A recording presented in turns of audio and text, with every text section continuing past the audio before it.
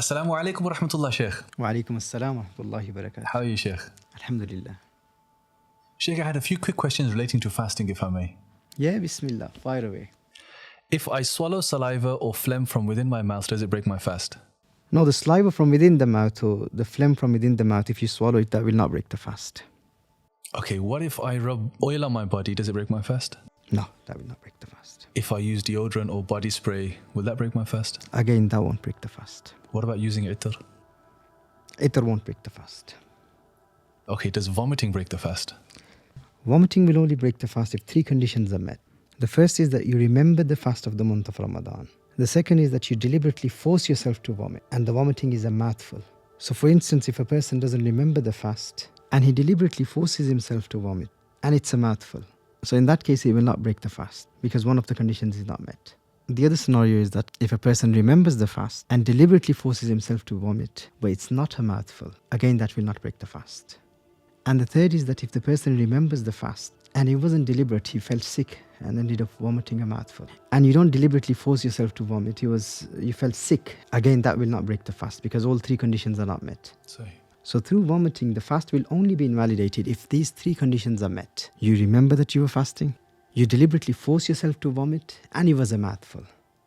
Only then vomiting will invalidate the fast. Okay, but then Shaykh, what if I am feeling sick and then I vomit a mouthful? Will that invalidate my fast? No, that will not invalidate. That's a common misunderstanding amongst people. That's really interesting because there's so many people who think that they felt sick, they vomited a mouthful, and that's it, their fast is broken. No, that's ignorance, lack of knowledge. Subhanallah. Sayyidi, what if out of tiredness I miss my suhoor? Can I still keep a fast? Yes, you can. You can keep a fast. Okay, but if I didn't make my niyyah at suhoor time, can I make my niyyah at fajr time?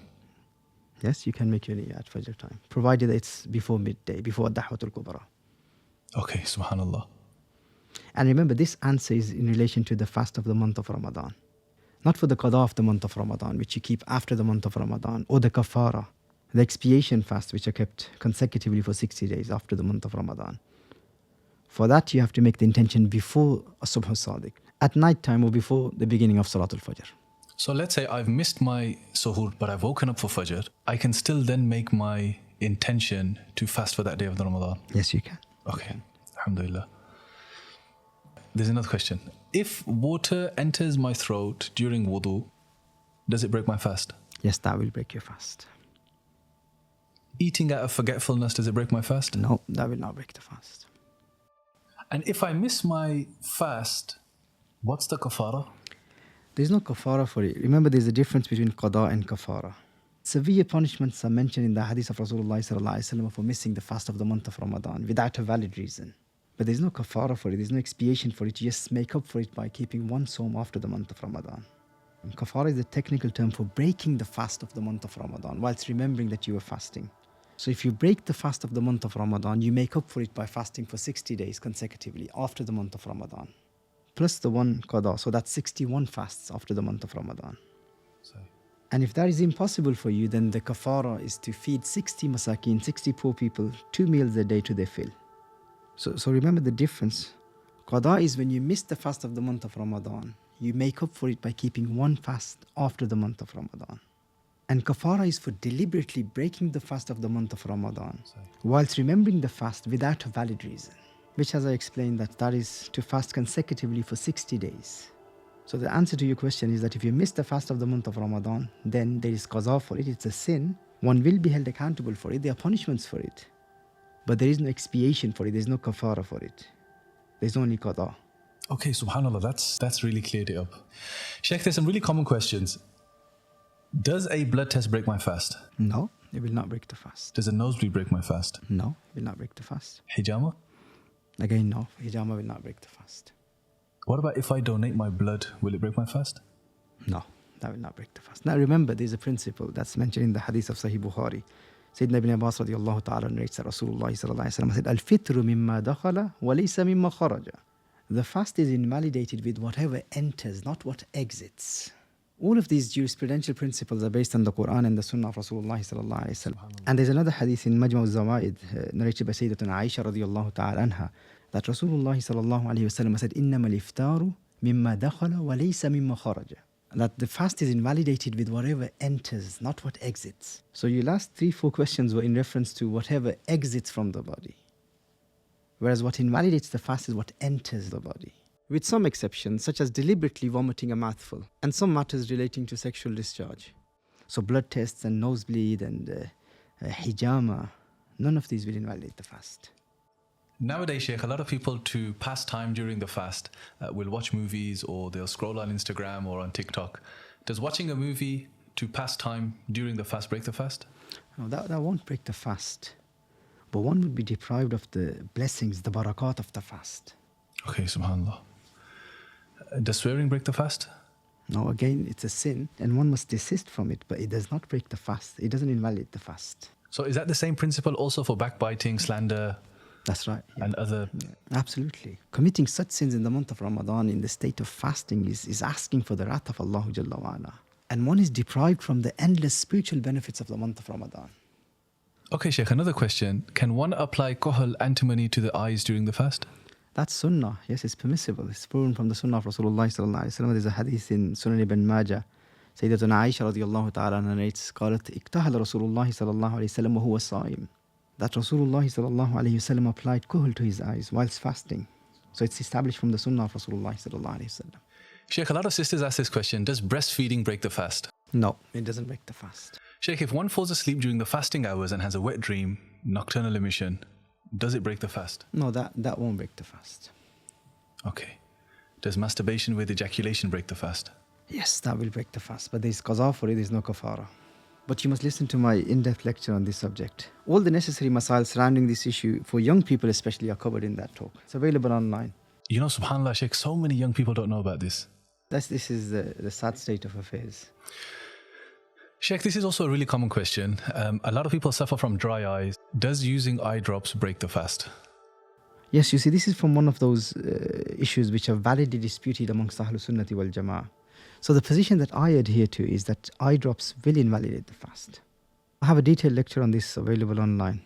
Now, the reason why we believe that inserting eye drops into the eyes breaks the fast is because there is a link, there is a channel between the eyes and the digestive tract. According to eye anatomy, the liquid enters into the lacrimal punctum. Through the lacrimal sac, from the nasolacrimal duct, from behind the nose, it enters into the throat. So since in the medical profession this is established that there is a channel, a route from the eyes to the digestive tract, from the beginning, ibtida, wast, middle and intiha. So throughout it travels from the manfas and it reaches the digestive system. Hence why we believe that inserting eye drops will break the fast. Now, as I said, that there are differences of opinions in this and some may differ with me based on the classical opinion of our scholars. But if you watch my extensive presentation on this topic, based on the Quran, the Sunnah of Rasulullah sallallahu alaihi wasallam, and the jurisprudential principles in light of human anatomy, and adab fi ikhtilaf in relation to validly disputed issues amongst the jurists, inshallah you will get a better understanding of this topic. Okay, subhanAllah. But yes, in a nutshell, the answer to your question is that eye drops will invalidate the fast according to the position that I follow. And additionally, the topic of wearing contact lenses is also covered in that presentation. Okay, subhanAllah, that's really, really interesting. But what about eardrops? Do eardrops break the fast? Again, eardrops is another issue which is validly disputed amongst the ulama of Ahlus Sunnah. The position that I adhere to is that eardrops will not invalidate the fast. Because according to the otolaryngologists, there is no passage from the ears into the digestive tract. So there is no risk of the eardrops entering into your throat or your digestive system or into the brain. On the basis of this, I follow the position that eardrops will not break the fast unless your tympanic membrane is perforated. As long as the eardrums are not damaged or there's no hole in the eardrums, eardrops will not invalidate the fast. So yes, this mas'ala, there is ikhtilaf in this, there are differences of opinions amongst Ahlus Sunnah, but I adhere to the position that eardrops will not invalidate the fast. But yeah, take some time out to listen to my presentation on this subject because this topic is also covered in the lecture regarding eye drops. And also it covers the details of how to deal with masail which are differed over amongst Ahlul Haq and the etiquettes of ikhtilaf amongst the fuqaha, amongst the jurists. Okay, Sheikh, so in that case, what about nasal sprays? Do they break the fast? Yes, nasal sprays will also break the fast. Because remember, anything that enters from the natural apertures, the normal routes of entry into the body, that will invalidate the fast, and the nose is one of the natural openings into the body. So yes, in light of the principles of the jurists, nasal sprays will invalidate the fast. And how about smoking? Does smoking break the fast? Yes, smoking breaks the fast. Okay, but Sheikh, then a lot of people who don't smoke, they vape instead. So does vaping break the fast? Yes, vaping also breaks the fast. And what about passive smoking? Does that break the fast? Yeah, smoking breaks the fast, remember, if it's deliberate. So if you deliberately inhale smoke, then that will break the fast. But if you end up inhaling some smoke unintentionally, that will not invalidate the fast, if that's what you mean by passive smoking. Okay, subhanallah. And Sheikh, a lot of people have this bad habit of biting their nails. If you bite your nails during the fast, does it break your fast? Just biting the nails will not break your fast. What about using a siwak? Does that break the fast? No, siwak, using the siwak is a sunnah. That doesn't break the fast, but you should avoid flavored siwak. Okay, Sheikh, this is a common one. What about brushing your teeth with toothpaste? Does that break the fast? Brushing your teeth with toothpaste will not break your fast as long as the toothpaste or the particles do not enter into the throat, but it's makruh. It's disliked. Because remember, the principle is that tasting something in the state of fasting is makruh. But for further details and more clarity on this topic, you can listen to my detailed discourse on this topic on oral hygiene. It's available on YouTube. Okay, Sheikh, what about getting an injection or having a vaccine during fasting hours? Does that break my fast? Injections and vaccines, they do not break the fast. And the ruling is the same for intramuscular injections or intravenous injections. They do not invalidate the fast. So according to our fuqaha, it doesn't make any difference whether they're injected into the veins or the muscles.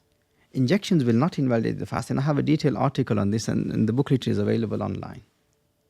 Sheikh, a lot of people have been asking, does having a shower to cool down break the fast? No, having a shower will not break the fast.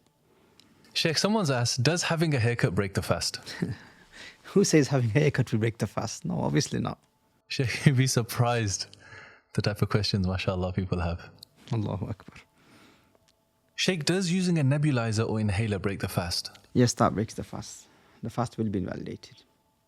Sheikh, this is a really common question. Is it necessary for a traveler to fast? No, it's not necessary for a traveler to fast. Allah Jalla wa'ala says that in the Quran, مَنْ كَانَ مَرِيضًا أَوْ عَلَى سَفَرٍ فَعِدَّةٌ مِنْ أَيَّامٍ أُخَرَ يُرِيدُ اللَّهُ بِكُمُ الْيُسْرَ وَلَا يُرِيدُ بِكُمُ الْعُسْرَ. Allah Jalla wa'ala wants to make things easy for you. He doesn't want to make things difficult for you. So yes, a traveler is exempt from fasting. He doesn't have to fast. Okay, but then is it necessary for him not to fast? No, it's not necessary for him not to fast. It's permissible. In fact, it's rewarding for him to fast. And there are further rulings relating to this as well. Okay, subhanAllah. This one's a little bit more technical. If I'm at home at suhoor time and I have a flight to catch at 11 a.m., am I still exempt from fasting? It's good that you've asked this question because this is a common misunderstanding amongst people. Remember, a traveler, a shar'i musafir, is only exempt from fasting when it's suhoor time whilst he's a traveler, whilst he's on a journey. So if he's in his hometown, he's a resident at the time of suhoor and he will become a traveler in the morning, he will not be exempt from fasting. He must fast even though he'll be a traveler during the day. So one is only exempt from fasting if one is a traveler, if he was already a traveler, if he was already a musafir shar'i, and suhoor time enters during his journey, then he doesn't have to observe fasting. So if someone was at home at the time of suhoor and he will travel the following day, he will become a musafir shar'i, and the following day he has to fast.